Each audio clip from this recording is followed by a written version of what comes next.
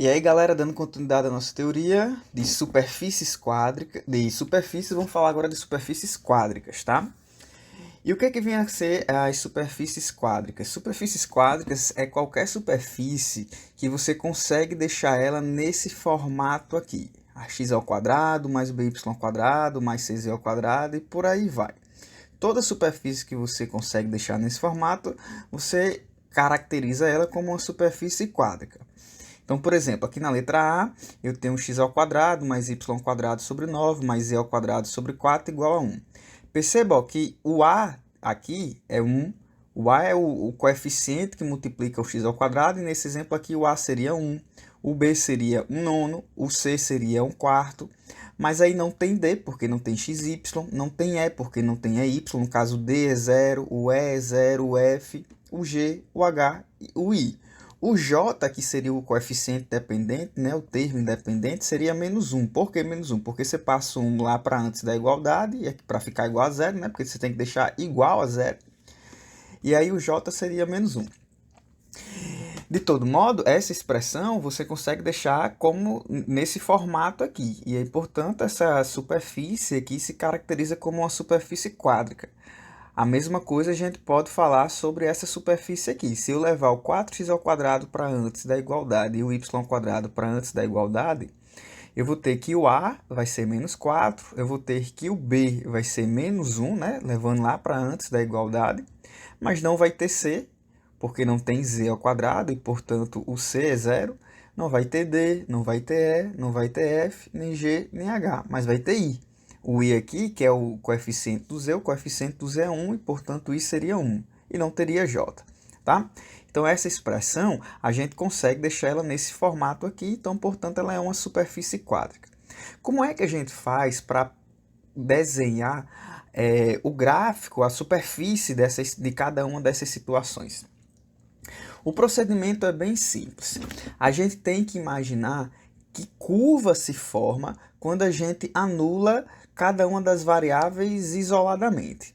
Então, eu já deixei a continha aqui armada, porque fazer tudo isso aqui e ainda fazer o desenho ia demorar um tempo, então é melhor primeiro vocês entenderem o esqueminha e, em outros exemplos, vocês mesmos repetirem o esqueminha. Então, veja só, qual é a curva que se forma quando z é zero? Quando z é zero, você está no plano xy, não tem z. Então, se você anula o z, se você tira o z da jogada, você está lá no plano xy, com x e y, e aí sua expressão vai ficar nesse formato aqui, né? O x ao quadrado mais y ao quadrado sobre 9 igual a 1.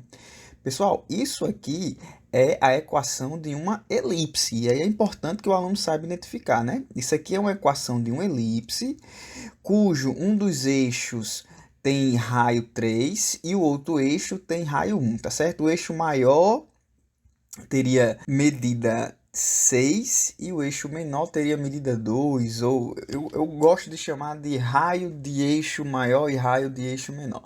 Quem lembra da teoria de elipse vai entender bem o que eu estou querendo dizer. Mas acontece que isso aqui é uma equação de uma elipse. O mesmo vai acontecer se o y for zero. Se você tirar o y aqui da jogada, você fica com x ao quadrado mais z ao quadrado sobre 4 igual a 1. E aí, ó, quando você faz o y ser igual a zero, você está no plano xz. E aí, no plano xz, você vai ter, de novo, ó, essa daqui é o formato de uma elipse, a equação de uma elipse, aonde o eixo maior tem raio de medida 2 e o eixo menor tem raio de medida 1. O eixo, lembre-se aí da teoria de elipse, né? Os eixos é onde, digamos assim, a elipse vai tocar lá.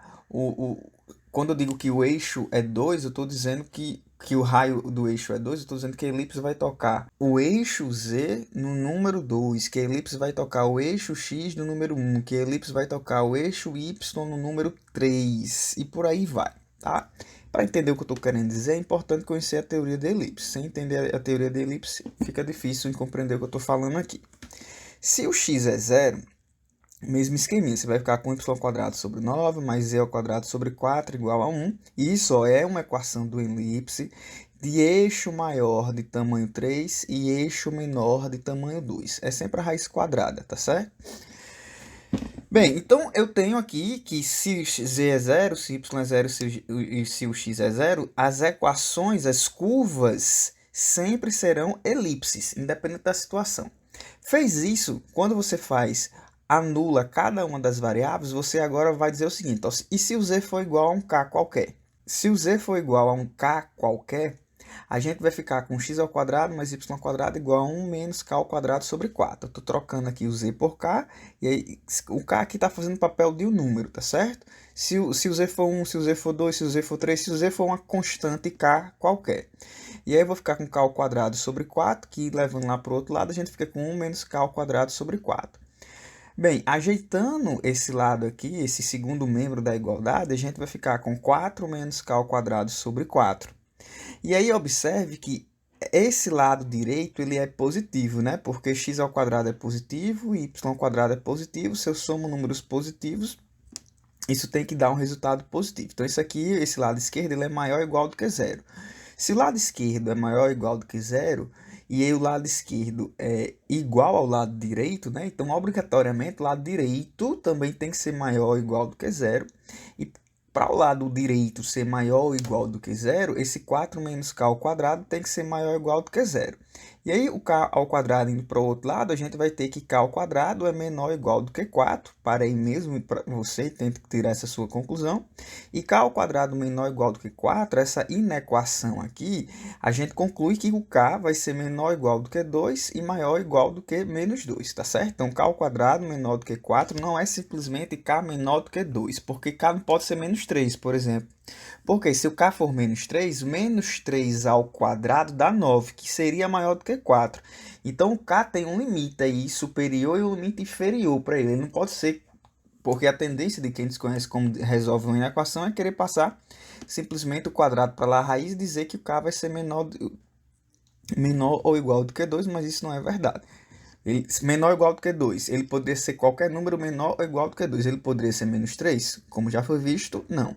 E aí, o jeito certo de resolver essa equação, é bom você saber resolver inequações do segundo grau. E aí, quando a gente resolve essa inequação do segundo grau, a gente conclui que o k é menor ou igual do que 2 e maior ou igual do que menos 2. Isso quer dizer o quê? Que essa expressão que aqui está, pessoal, essa expressão que aqui está, observe que ela é uma elipse.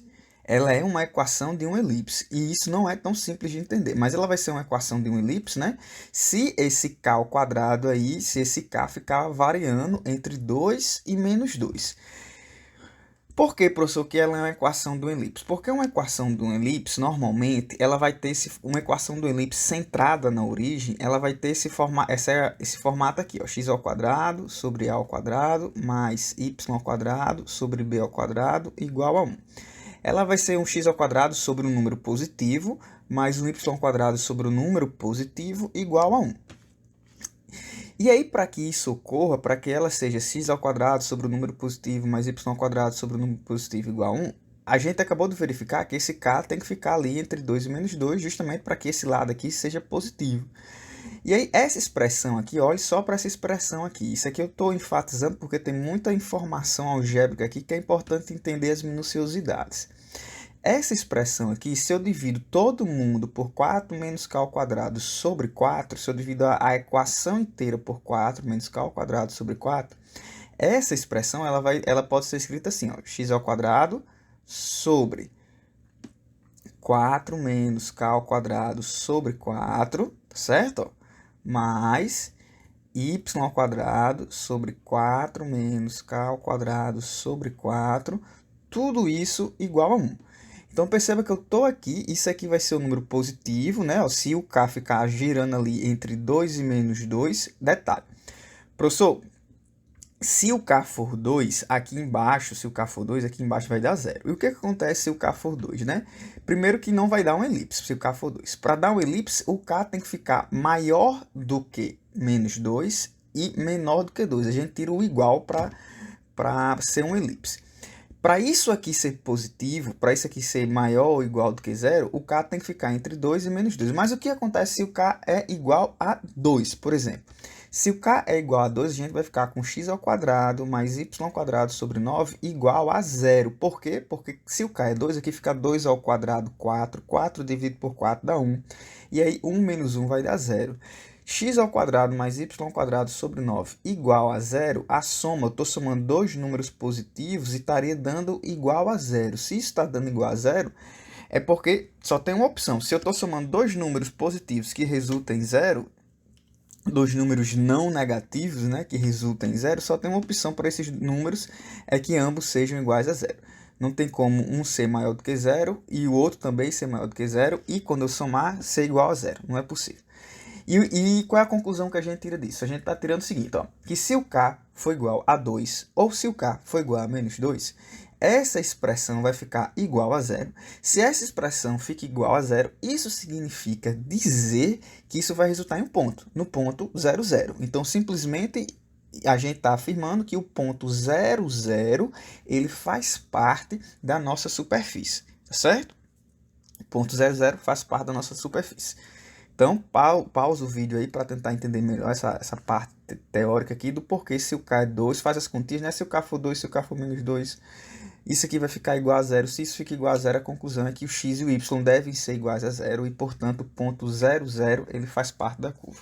Se o k é diferente de 2, aí, e de menos 2, né? Aí a gente pode fazer essa divisão aqui, tá certo? Porque essa divisão não corre o risco de ser igual a zero, tá certo? Isso aqui eu vou até colocar para k diferente de mais ou menos 2.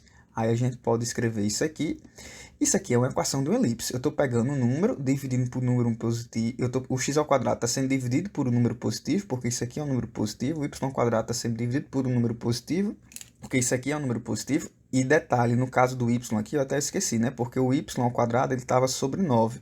Então, aqui ainda tem um 9 multiplicando esse 4 menos k ao quadrado sobre 4, que foi o que eu dividi aqui. Peguei esse camarada, dividi por esse camarada, peguei esse camarada aqui, dividi por esse camarada, e o 9 vai estar lá aparecendo, multiplicando o 4 menos k ao quadrado sobre 4.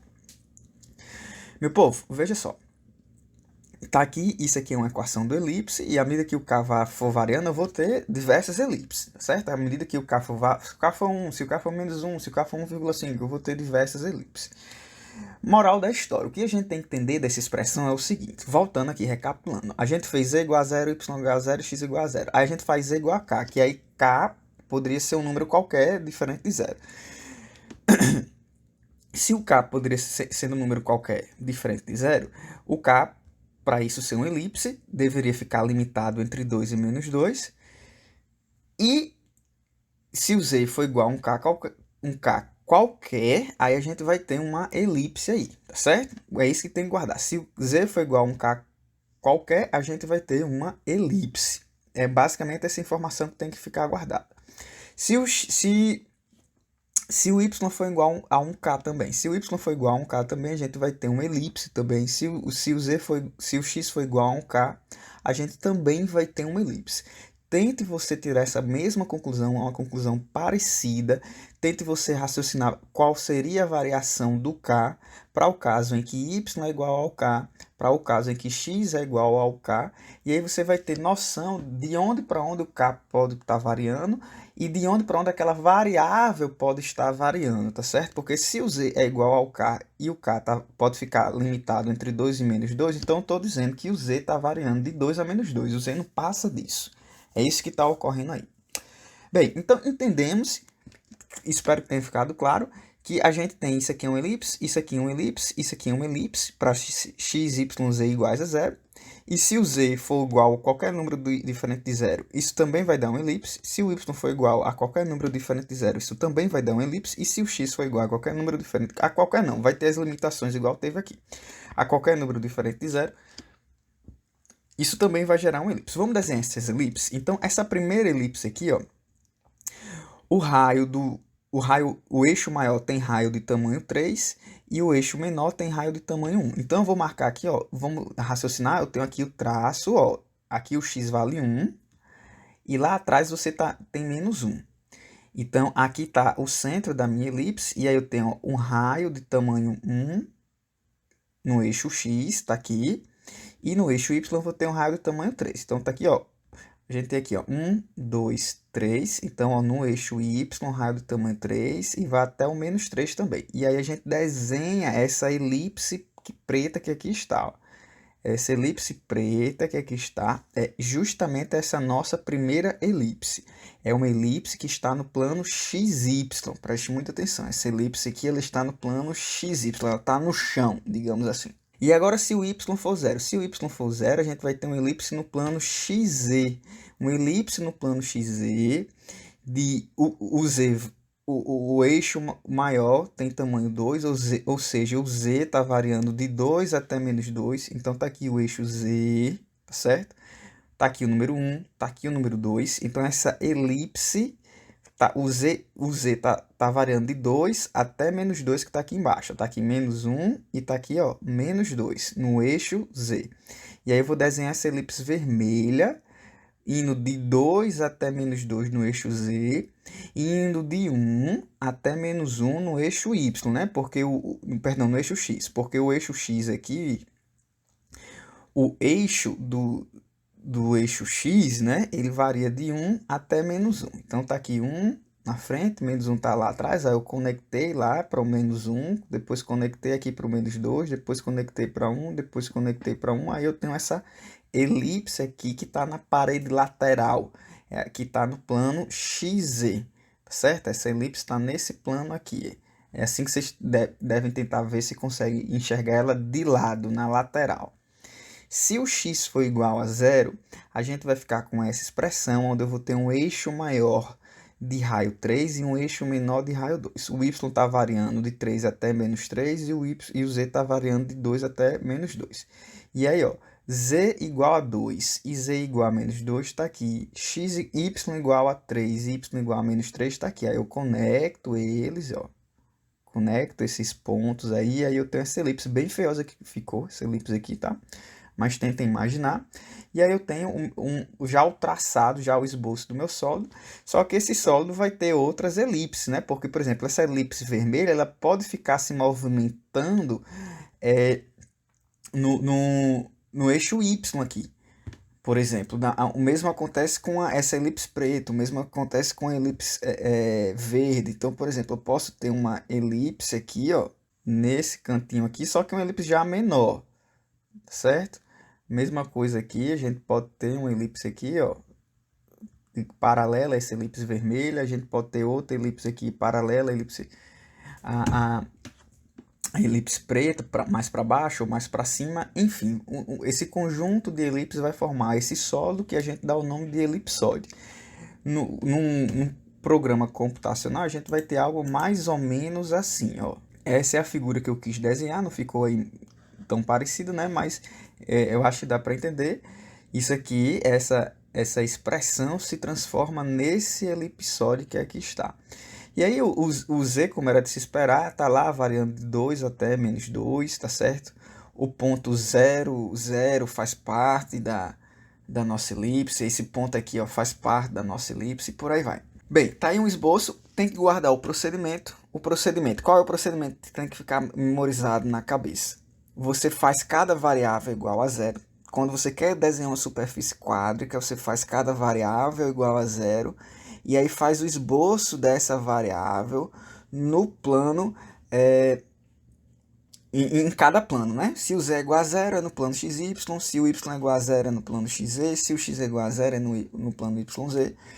E depois faz com que essas variáveis sejam igual a uma determinada constante, que foi o que eu fiz aqui. E daí você vai tirando algumas conclusões. Então perceba que não é um processo rápido, é um pouco demorado, porque você tem que estudar o caso em que cada variável vale zero, e você tem que estudar o caso em que cada variável vale uma constante.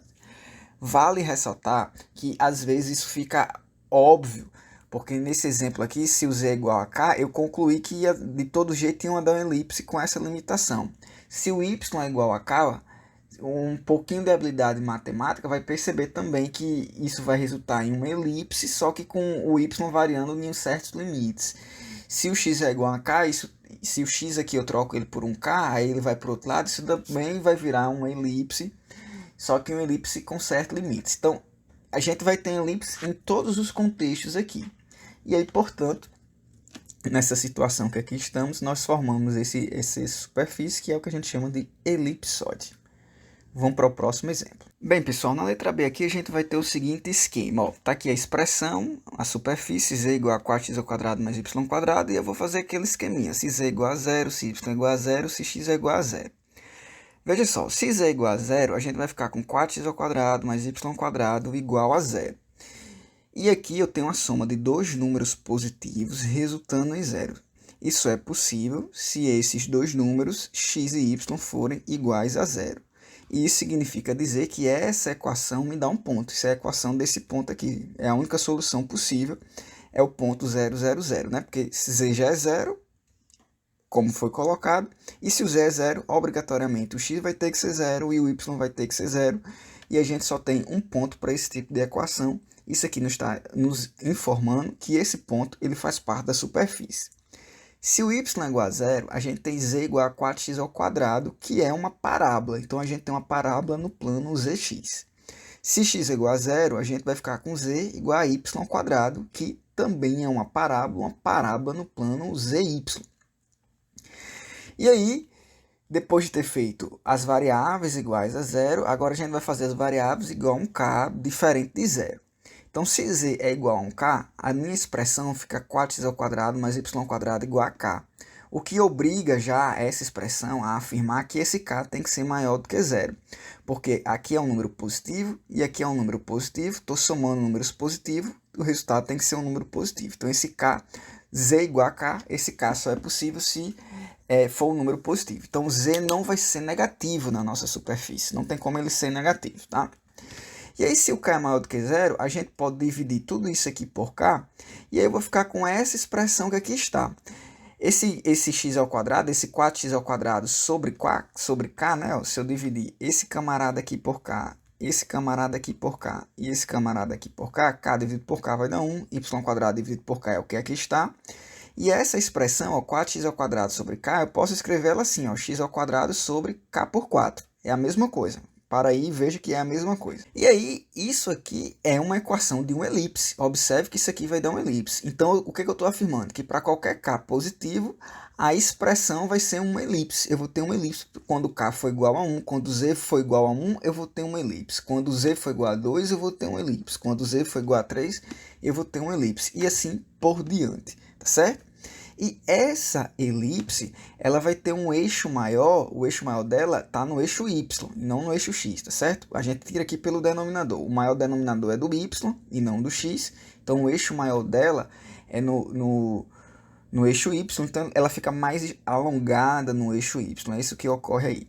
Na hora que a gente for desenhar as parábolas, ó, eu tenho essa parábola aqui, que é a parábola do plano YZ, tá certo? É a parábola de frente, essa parábola aqui, ó, z igual a 4x². E aí a parábola do plano, perdão, essa parábola preta é a parábola do plano ZY, que é essa daqui, ó. E essa parábola aqui, ó, vermelha, é a que está, digamos, na parede, é a parábola do plano ZX. Então, ela está aqui, ó, nesse plano ZX. Tenta aí fazer a vista 3D para ver se consegue enxergar. E aí, quando a gente faz esse traço, entendendo que isso aqui é uma elipse, que vai ter outra elipse aqui, que vai ter outra elipse aqui, e assim sucessivamente, isso nos informa que essa curva, ela vai gerar o que se chama de, essa superfície vai gerar o que se chama de paraboloide. Graficamente, usando um computador, a gente teria essa superfície aqui, ó. Perceba que ela é mais, a elipse ela é mais alongada para o eixo Y do que para o eixo X. Aí está aqui uma parábola, o desenho mostra aqui a parábola do eixo XZ, e aí a gente tem a parábola do eixo ZY, do eixo YZ. Tá bom? Então está aqui um esboço, desenho, graficamente no computador ele fica dessa forma. E tá aí. Como é que faz para determinar o gráfico de uma superfície? É esse procedimento que a gente faz, o mesmo que a gente fez na A e que a gente faz na B. Treinando um pouco esses procedimentos, essas ideias ficam cada vez mais memorizadas e fácil de desenhar essas superfícies. Até porque as superfícies que trabalhamos normalmente são superfícies centradas. Valeu, galerinha. Espero que tenham gostado do vídeo. Até a próxima aula. Tchau, tchau.